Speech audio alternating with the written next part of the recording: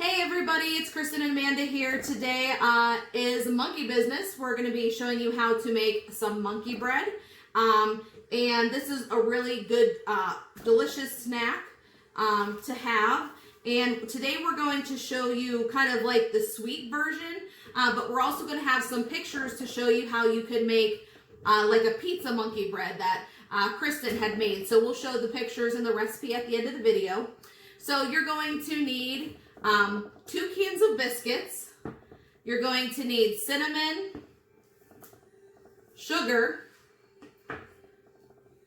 some nonstick spray, and some brown sugar. That's all that you need. Normally you can use what's called a bun pan. It's kind of round and it has a little cone that comes up in the middle. Today we're just going to use a regular square pan. So in case you don't have one of those particular pans, I'm going to show you, you can make it in any pan that you have. So we took our cans of biscuits and we cut them into 4s already.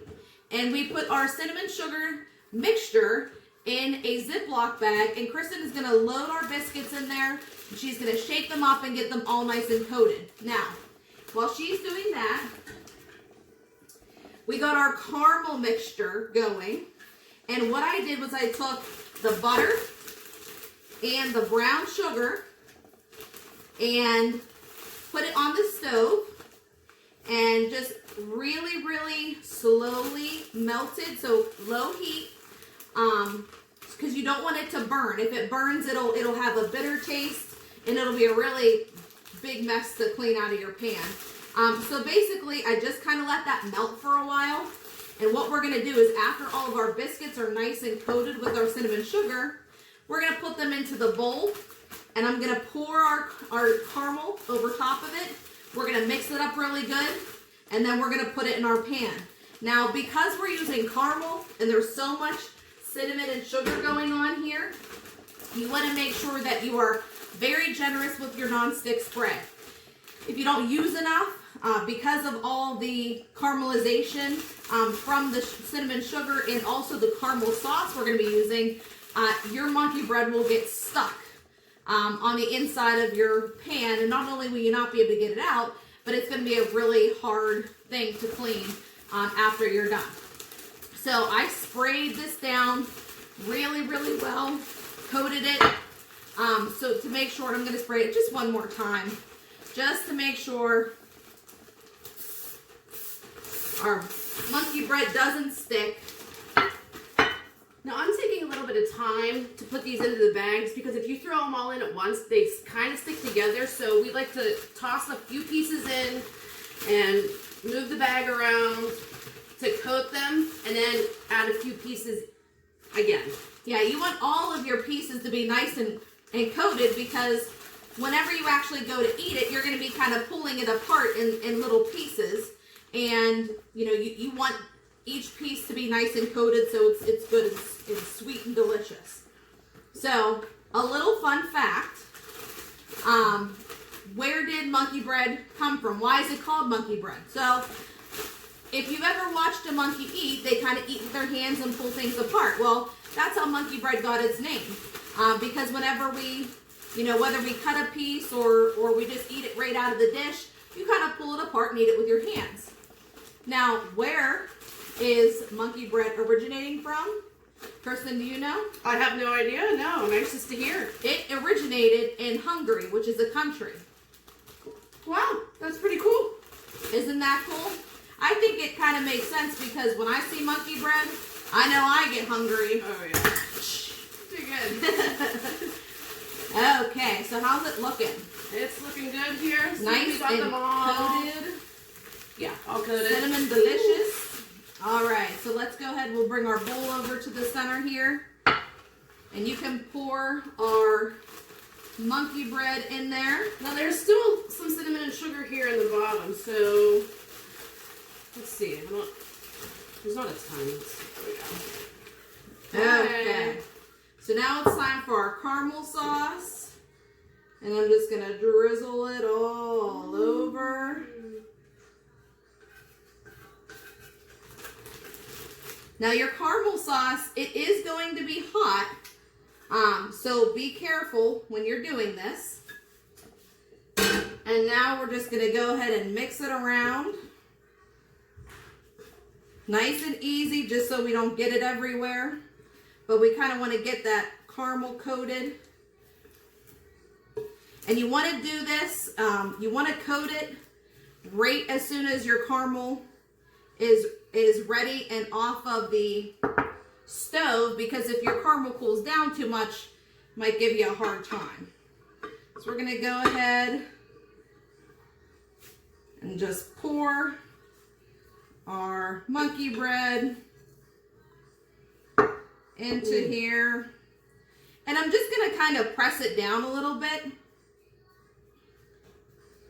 And you guys can always add some nuts or something to this, or raisins, depending on what you like.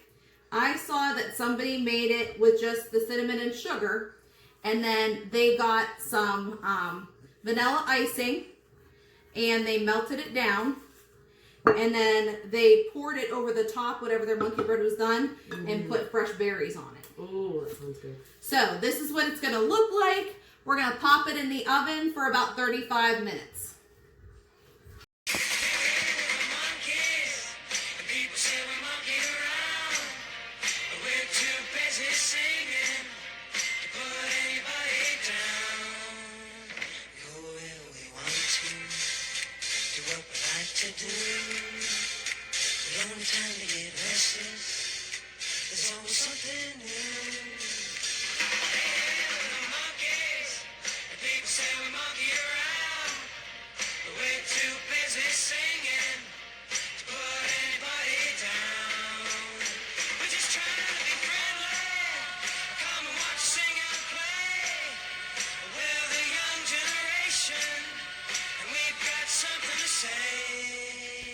Hey everyone, so since today we are talking about monkey business, we are actually going to be giving you a little bit of information and some fun facts about monkeys. So I picked up this wonderful book at the dollar store called Animal World, and over the next several months we're going to be showcasing some different animals that we found in the book and doing a little lesson on them.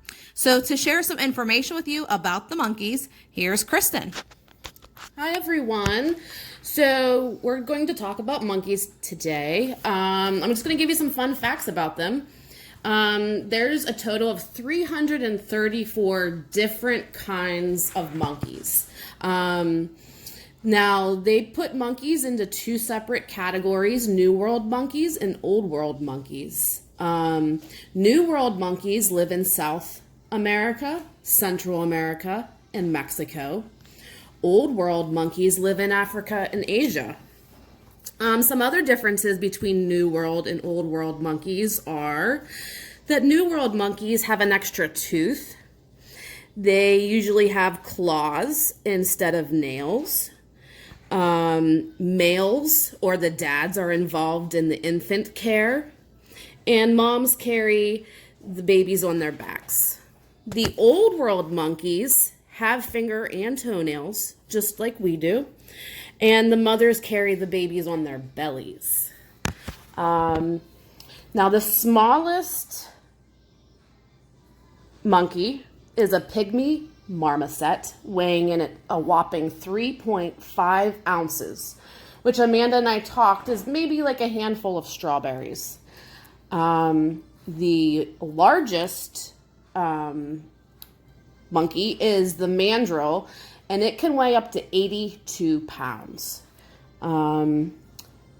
Monkeys like to eat fruit, insects, flowers, leaves, pretty much anything they can find. Groups of monkeys are called tribes or troops. Spider monkeys seem to be awfully popular, so they're only famous because of their arms, legs, their long arms, legs, and tails. Now,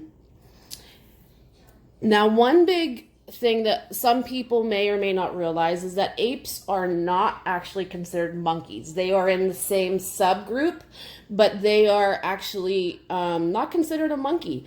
Chimpanzees and gorillas are considered apes. And our last fun fact is There's some infamous monkeys that we see on TV. Some are Curious George, Abu from Aladdin, and Dora, or Boots on the show Dora. And now we are going to share a video with you of Coco the gorilla. She graced the cover of National Geographic twice. She was friends with Mr. Rogers. Love you. Oh, is that? Yes, Oh. love your visit, love. Oh, Well, that was very nice. thank you, Coco. And Robin Williams called meeting her a mind-altering experience. Chico. Chico. Chico. Coco rose to fame in the early 1970s when an animal psychologist by the name of Francine Penny Patterson taught her how to communicate when she was just 1 year old. Penny would make the sign for drink and then help Coco do the same. Her vocabulary started with simple words. If you watch Coco closely, she's learning to put her fingertips to her mouth to sign eat. And her fingertips together to sign more. Coco stunned the world when butterfly was added to her terminology, a complicated word for gorillas to learn because it involves the difficult maneuver of interlocking their small thumbs. Butterfly sign, my butterfly sign was crappy. Here, hold on that. You can do it. Yeah! Butterfly! Coco went on to sign over 1,000 words. She could understand about 2,000 words of spoken English, showing an impressive range of both emotional and cognitive abilities. Coco was also known for her love of cats. She got her first kitten on her birthday in 1984. The reason that it stands out in people's memories is because there's an emotional surprise there. There's a giant gorilla with a tiny, tiny, tiny helpless kitten and being gentle and loving toward that kitten. She adopted a trio of kittens later in life, surprising everyone with her nurturing skills.